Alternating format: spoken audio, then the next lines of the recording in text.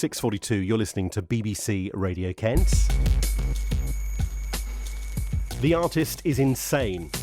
It's the title of a new exhibition of mental illness and creativity which opened today in Gravesend. The artwork puts taboo subjects like suicide and self-harm centre stage. It's been created by the artist Mud, who's a former student of Rochester's University for the Creative Arts. Using her own experience of ongoing mental health issues, we've been having a conversation. What is it like right now? You're in that process of putting everything together, which I know for any artist is deep breaths.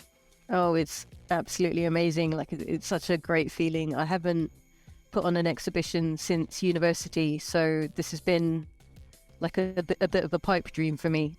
I need the sort of studio culture that you get with university and college. It's just being around other artists sort of gets you in the zone. It is really good to talk to you this week, in a week where your exhibition will be seen by many, a chance for people to come in and experience it. We'll talk about how it comes together in a moment, but maybe you could give us a sense of your own story, because you're born in Okinawa in Japan. Yep, that's correct. So we moved over to England when I was about 5 or 6, but when we were in Okinawa we lived on an American airbase.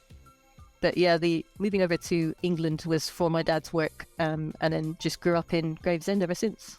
And how much of an influence do you think, not only that life in another country in those early years that you may not remember, but the influence that might have given you, but also the airbase idea? I have a friend who grew up in air bases and says it was a very different experience because so much of life is transient. So it really sort of brings that home to you. Yeah, I think we moved house maybe like 3 or 4 times. We were pretty much moving every year as my parents had more and more children. I think the influence that I get from it is a lot to do with just being like open and honest. The Americans are very open and honest, so I think that's like majorly what I got from it. We talk about artists being able to experience things in life which then come out in their work. And for you, your own experience of your own mental health has been an absolute driver, particularly of this new work. Yeah, that's true. So I started creating work after a period of delusion, and I was sort of like fueled almost by the delusions I was experiencing, and they helped me to create a few different pieces. And then the more I created, the more I thought, why not do something with this? Why not make it something that can help other people? Because you had been sectioned and been sent into psychiatric hospitals and had had that experience. At the time, were you taking any of that in about what that experience meant to you? Or how do you view it in terms of shaping your art? So I always kept journals. I'm very big on writing things down. So I did a lot of journaling while I was institutionalized there, and it was only looking back on it that I was able to sort of make sense of everything that had been going on at the time.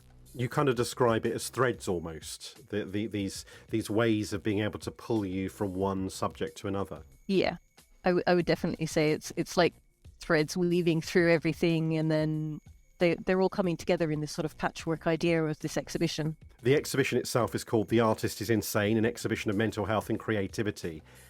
And I know I've certainly discovered over the last 4 years of doing this programme how much the arts and being creative is an absolute part of our mental health experience. How many times have we spoken to someone who says, I really enjoy doing this because ...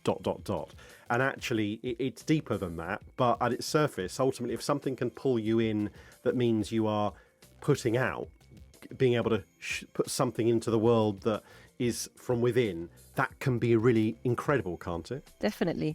I found a lot of focus and motivation and passion while I was working, things that I hadn't experienced for a long time because of my mental illness. So this exhibition has really been like accumulation of everything that I feel like I've been holding in for such a long time. So you bring together Mud with this particular work, a whole bunch of areas. You've got a particular focus, and maybe you could explain that to us, of borderline personality disorder as a key focus of this work. Yes, so I was diagnosed in 2013 with borderline personality disorder. It was a shock because I thought I had just sort of experienced depression. But yeah, being diagnosed helped me to sort of make sense of what I was experiencing, and it became quite a big part of my life. I ran a blog for a while called the BPD Informer, which was collating articles and statistics and things like that together so that people who were looking for information about BPD, borderline personality disorder, would be able to have a reference that didn't stigmatize and didn't perpetuate myths. And actually, myths is an interesting word, isn't it? Because there are so many opportunities for people to put mental health as one area, and it's so multifaceted, like any spectrum. There's so many different areas that we all will, we'll all have a bit of something that we can identify with. And I guess in a way, that's what's important about an exhibition that showcases all of that idea, because people can come along and they may link into certain parts of it, whether it be self-harm or these taboo subjects that are becoming hopefully increasingly less taboo, because it gives a chance for people to actually have a conversation and get help if they need it, but also to be able to realise that they're not alone, which is often really difficult, particularly when you're talking about sexual abuse and self-harm. Yeah, I think what I'm hoping is definitely for people who are like victims or survivors to be able to find some solace in work, in knowing that they're not alone and that their experiences are normal reactions to trauma. Is it hard, you and I are talking quite openly about this, but as an artist as well, is it hard for you to even talk to me about this? Because your work speaks volumes, I guess, but to have this conversation, is it becoming easier to do or harder? I'd say I'm somewhere in the middle. Like, I'm not really 100% comfortable talking at the moment because it's difficult things that we have to cover as artists. But at the same time, I have been talking about it, and I have been working on this exhibition for over a year now. So I've built up a bit of resistance to it. I'm sort of more able to come up with things to say about my work that, like, hopefully explain to people what it's all about. What do you want people to take away from your exhibition, and what are you hoping will be the people who will be coming along to it? And who are you hoping the people coming along to it will be? I'm hoping that people with an interest in mental health and people with lived experience will come along and see that we can talk about these taboo subjects. We can have discussions about trauma and self-harm, suicide, those sorts of things. We can facilitate these discussions. I'm hoping by representing mental illness through my artwork that people will be able to sort of look inside themselves and look inside other people, and we'll make the invisible visible.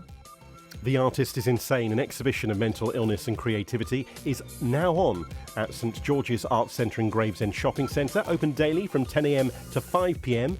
until Sunday, so back tomorrow morning from 10 a.m. there. If you do go along and you have a look at the exhibition, got something to say about it, let me know here on the show. It's always good to hear some of the stuff we talk about that you go away and watch or see or visit or experience. Let me know how it was. Dominic.king@bbc.co.uk.